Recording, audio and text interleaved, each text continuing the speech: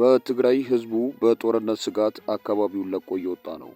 ህወሓት ጦርነቱን የሚጀምር ከሆነ በአጭር ጊዜ ውስጥ ይጠናቀቃል ሲሉ ጀነራል ጻድቃን ገብረትንሳኤ ተናገሩ። በአማራ ክልል ደቡብ ወሎ ዞን ከመንግስት የጸጥታ አካል በተተኮሰ ከባድ መሳሪያ እናቶችና ሽማግሌዎችን ጨምሮ ቁጥራቸው በውል ያልታወቁ ንጹሃን ሰዎች መገደላቸውን ኢሰመጉ አስታወቀ። የልዩ ዘማቾች እዝ 65ኛ ዓመት በዓል ሰራዊቱ ለላቀ አርበኝነት ራሱን የሚያዘጋጅበት ነው ሲሉ የኢፌድሪ ጦር ኃይሎች ጠቅላይ ኢታማዦር ሹም ፊልድ ማርሻል ብርሃኑ ጁላ ተናገሩ። ሰላም የዱካ ኒውስ ቤተሰቦች የከበረ ሰላምታችን በያላችሁበት ይድረስ እያልን ቻናላችንን ሰብስክራይብ፣ ላይክ እያደረጋችሁ አብራችሁን እንድትዘልቁ በትህትና ጋበዝን።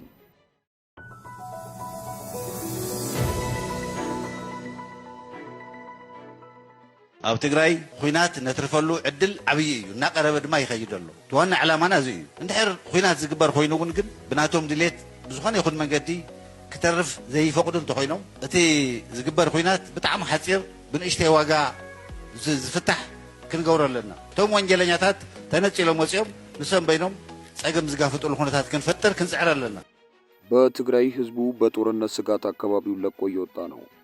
ነዋሪነቱን በመቀለ ከተማ ያደረገ ጋዜጠኛ በትግራይ ክልል ዳግም ጦርነት ሊቀሰቀስ ነው የሚለውን ስጋት ተከትሎ ሰዎች በብዛት እየወጡ መሆኑን ለኢትዮጵያ ኢንሳይደር አረጋግጧል። ከክልሉ ወደ አዲስ አበባ የሚደረጉ የአየርም የየብስም ትራንስፖርት አማራጮች በጣም ቢዚ ናቸው ያለው ጋዜጠኛው በአውሮፕላንም በባስም ብዙ ሰው እየመጣ ነው ሲልም ያለውን ሁኔታ ያስረዳል። ለኢትዮጵያ ኢንሳይደር ቃላቸውን እንደሰጡት የመቀለ ከተማ ነዋሪዎች ሁሉ ጦርነትን በመስጋት ከትግራይ ክልል በብዛት እየወጡ ያሉት ወጣቶች ስለመሆናቸው ይናገራል። በፍጥነት መውጣት የሚፈልጉ ወጣቶች በክልሉ የአውሮፕላን ትኬት ለማግኘት ቀናትን ላለመጠበቅ ሲሉ ወደ አፋር ክልል ሰመራ በመኪና ሄደው ከዚያም በአውሮፕላን ይጓዛሉ ይላል ጋዜጠኛው።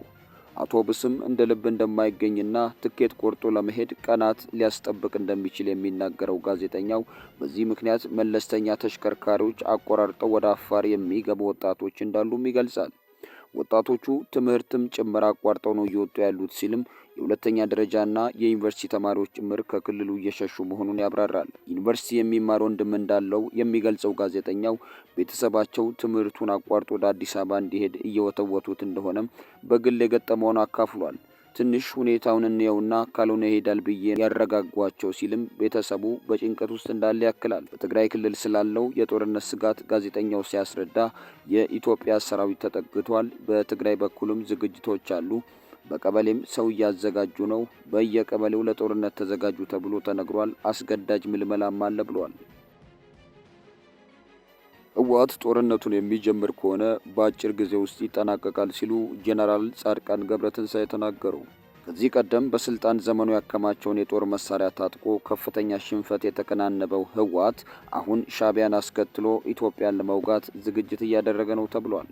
በቡድኑ የጦርነት ጉሰማን ተከትሎ የቀድሞው የህወሓት ጦር መሪ ጀነራል ጻድቃን ገብረትንሳኤ ህወሓት ጦርነቱን አካሄዳለው እምቢ የሚል ከሆነ የሚደረገው ጦርነት እጅግ አጭርና በኢትዮጵያ በኩል በትንሽ ኪሳራ ብቻ የሚፈታ መሆኑን አረጋግጧል።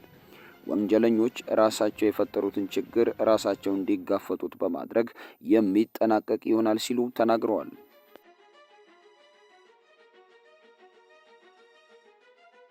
በአማራ ክልል ደቡብ ወሎ ዞን ከመንግስት የጸጥታ አካላት በተተኮሰ ከባድ መሳሪያ እናቶችና ሽማግሌዎችን ጨምሮ ቁጥራቸው በውል ያልታወቁ ንጹሃን ሰዎች መገደላቸውን ኢሰመጉ አስታወቀ።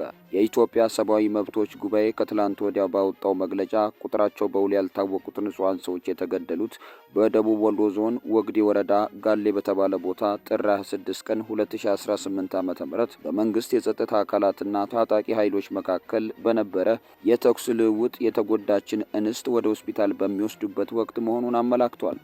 ማንነቷ በመግለጫው ያልተጠቀሰው ሴት እሷም የአካል ጉዳት የደረሰባት ከወንዝ ውሃ ቀድታ ስትመለስ በነበረበት ወቅት በሁለቱ ኃይሎች የተኩስ ልውውጥ በተባራሪ ጥይት ቆስላ ነው። ከግድያና የአካል ጉዳት በተጨማሪ በሚተኮሱ ከባድ መሳሪያዎች ምክንያት የንብረት ውድመት መድረሱን ኢሰመጉ ከአካባቢው አሰባስቤያቸዋለሁ ካላቸው መረጃዎች ለማወቅ መቻሉን አስገንዝቧል። ኢሰመጉ የትላንት ወዲያው መግለጫው ሌላኛው ትኩረት ያደረገበት አካባቢ የደቡብ ኢትዮጵያ ክልል ነው።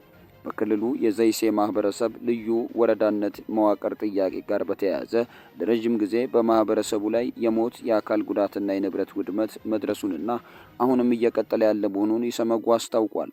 ለዚህም አብነት ጠቅሷል። ግንቦት 4 ቀን 2017 ዓ.ም እና መስከረም 29 ቀን 2018 ዓ.ም 5 የኢትዮጵያ ዜጎች ለማህበራዊ ፍትህ ኢዜማ አባላት በደቡብ ኢትዮጵያ ክልል አድማ ብተናና በጋሞ ዞን ፖሊሶች ተይዘው ይህ መግለጫ እስከተዘጋጀበት ጊዜ ድረስ የት እንዳሉ እንደማይታወቅ ገልጧል። በዘይሴ ዳንሌ ቀበሌ ልዩ ስሙ ቦሎዳ ተብሎ በሚጠራው አካባቢ ደግሞ በቀን ታህሳስ 5 2018 ዓ.ም ከምሽቱ 4 ሰዓት በተወሰኑ አካባቢዎች በሚኖሩ ሴቶች ላይ ጾታዊ ጥቃት መድረሱን ገልጿል። በቀጣዩ የጥር ወር በ19ኛው ቀን በዘይሴ ልዩ ምርጫ ክልል 4 አርሶ አደሮች በእርሻ ስራ ላይ እንዳሉ በክልሉ አድማ ብተናና በጋሞ ፖሊስ መገደላቸውን አጋልጧል።